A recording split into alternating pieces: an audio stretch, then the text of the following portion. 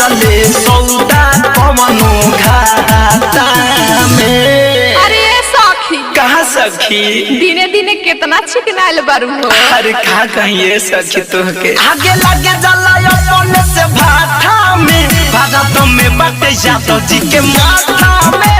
आगे लगे जला अपने से भाटा में भारत में बटे यादव जी के माथा में।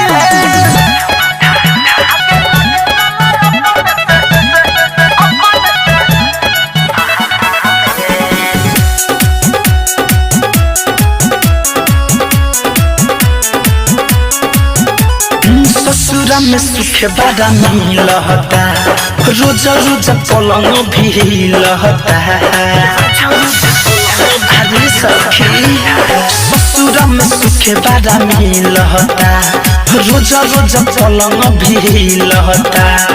दिन पर दिन गोराता देहिया गगरी जवनिया के डोलता।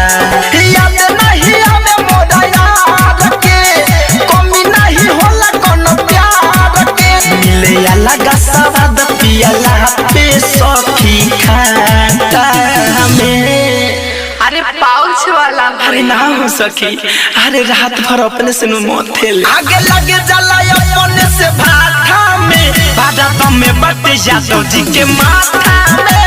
आगे लगे जला अपने से भाटा में भारत में बटे यादव जी के माथा में।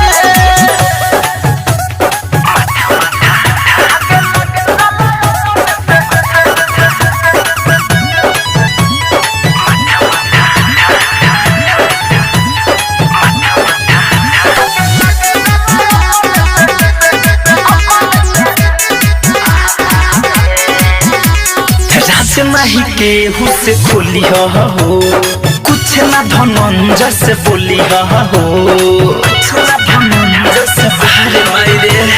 राज नहीं केहू से खोली हो कुछ ना धनंजय से बोली हो। राइटर दिनेश मारादा करादा कर देता हो ही चोलिया हो।